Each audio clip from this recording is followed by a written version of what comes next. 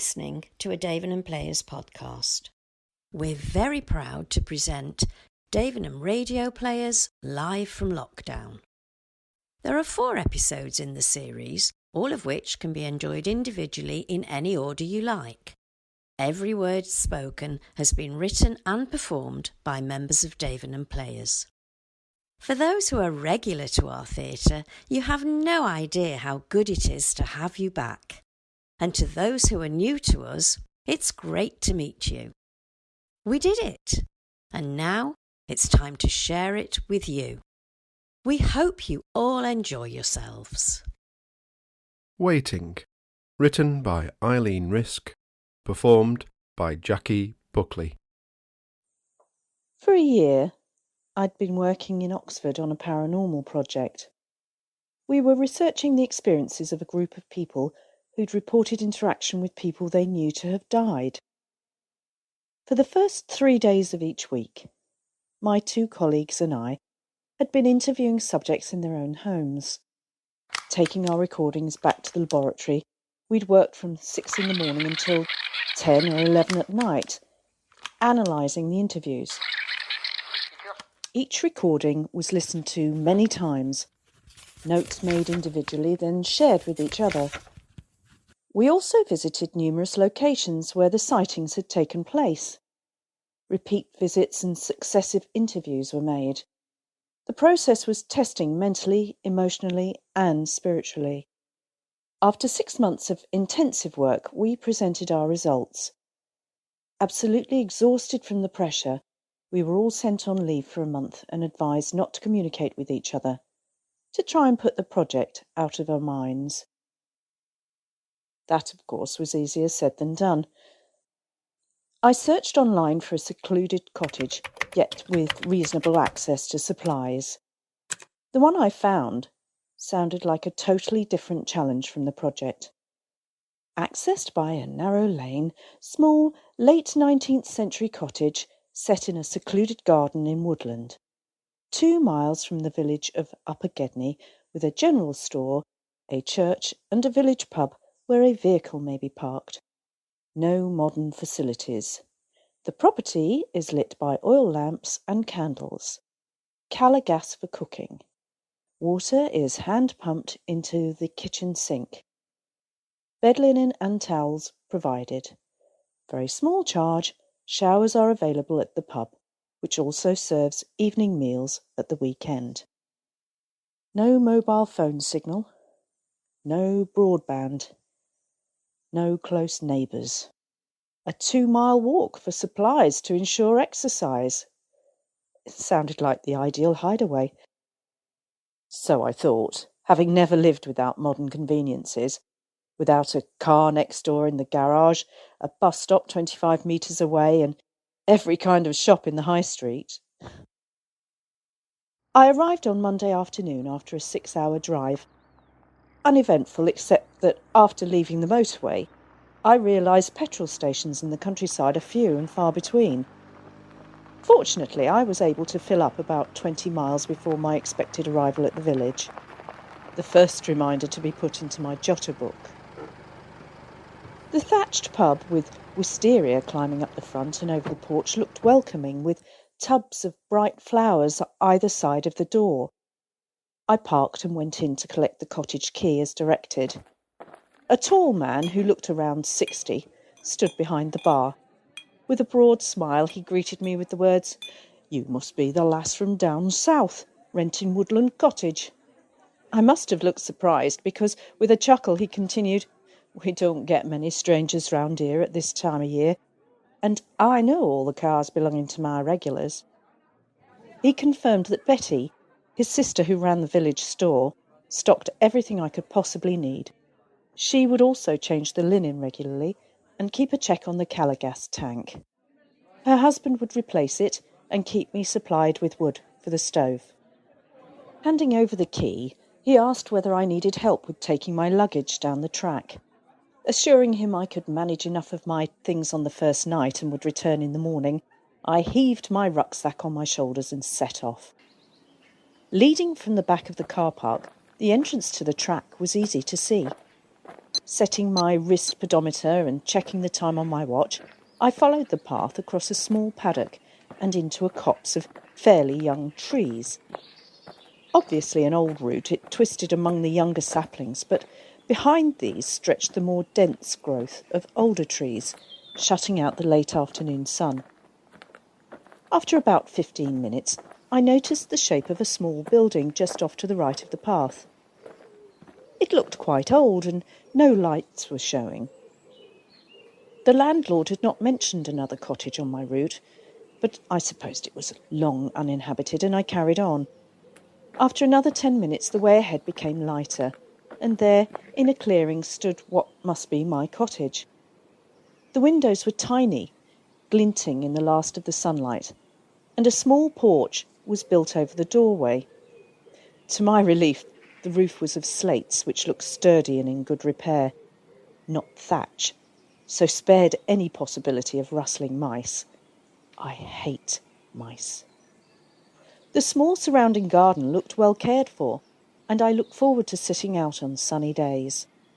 I'd brought pastels and watercolours and hoped to revive my hobby of flower painting after many months of neglect.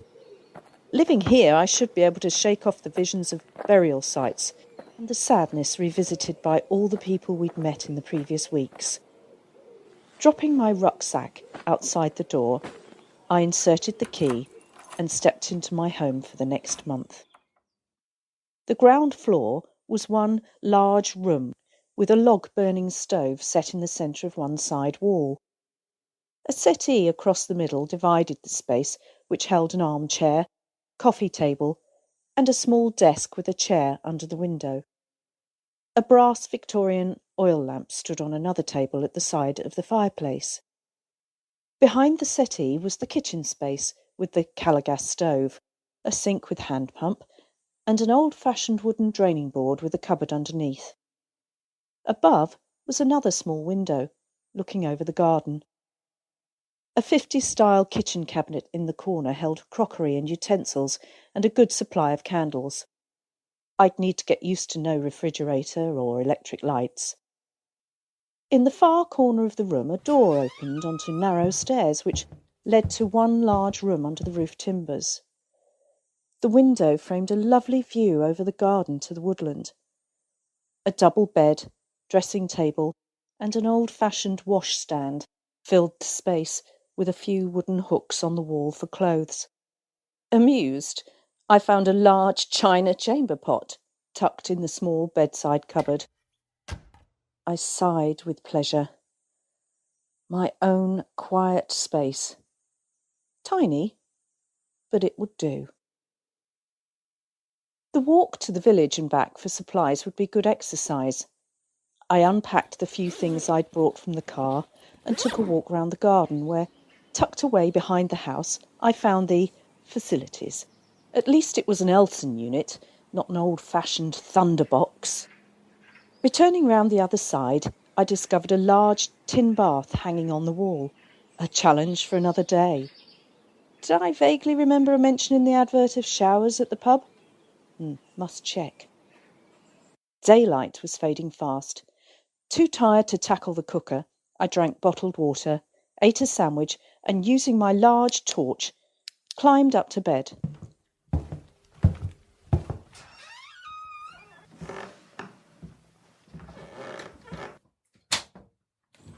To the sound of rustling leaves and the distant murmur of a stream, I dropped into the best sleep I'd had for months.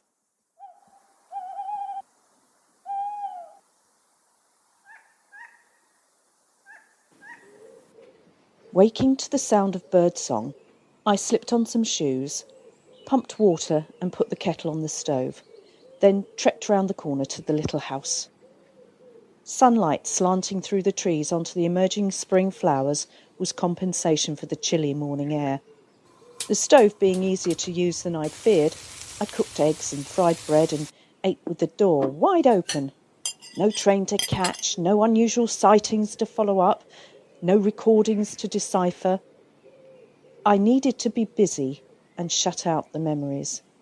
So although it was tempting to just sit and relax and breathe the country air, the rest of my possessions needed collecting, Retracing my steps along the path, I came to the other cottage.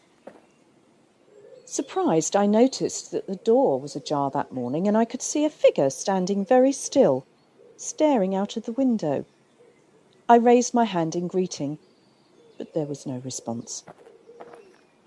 In the village store, I was welcomed with a smile and a cheerful greeting. I bought a few groceries, then, collecting the rest of my belongings from the car, set off back along the woodland track. On my return journey, the door to the first cottage was closed, and no one was in sight. Not reached by the sun slanting through the tall trees, the inside looked dark and gloomy. I was pleased to arrive back at my more cheerful-looking home from home. After exploring the sparse woodland in the front, where I found a narrow brook meandering through the trees, I returned to spend a quiet day drawing and painting in the front garden. Not a soul passed by, so obviously it was not a popular route for walkers. Leisurely days passed with the occasional excursion to the village. Usually when I passed the other cottage about mid-morning, the door would be ajar. Sometimes the woman would be watching from the window, sometimes standing in the doorway. Watching. Leaning on a stick and wearing a black hat pulled low over her forehead, she stared outwards with a steady gaze, apparently unblinking. I'd raise a hand in greeting, or, when she was in the open doorway, offer a tentative "Good morning." There was never any response. The door was always closed when I returned. No one else ever seemed to come along that lane. My cottage linen was usually changed when I was out exploring the woods, looking for unusual wild plants and flowers to paint. Perhaps Betty from the shop stopped by to visit the old lady. I tried to tell myself she wasn't my concern. I was supposed to be unwinding and relaxing, but I couldn't set it aside. Who was she? What or who was she looking for? Was it me she was watching? Why did she never respond to my greetings? Was she unable to talk or determined not to? She could at least raise her hand, couldn't she?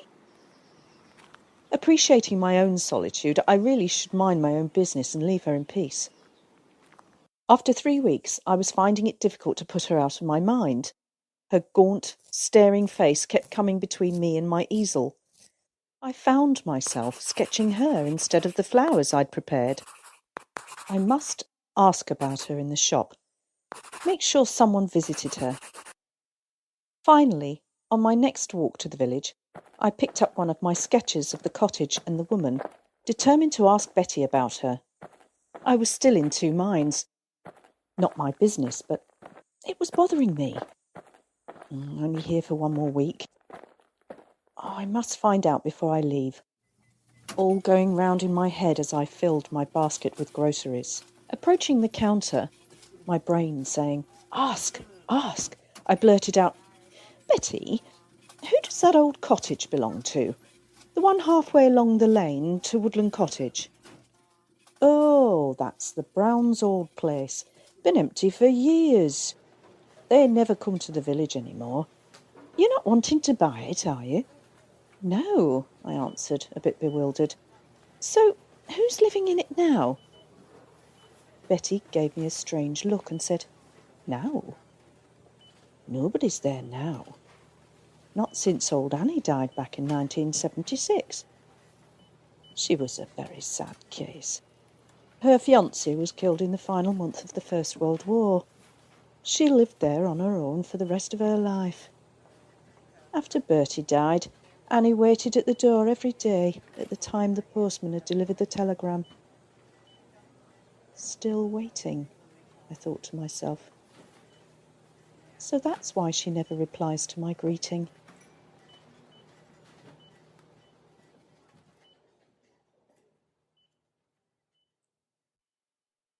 The Building, written by Pam Lowndes.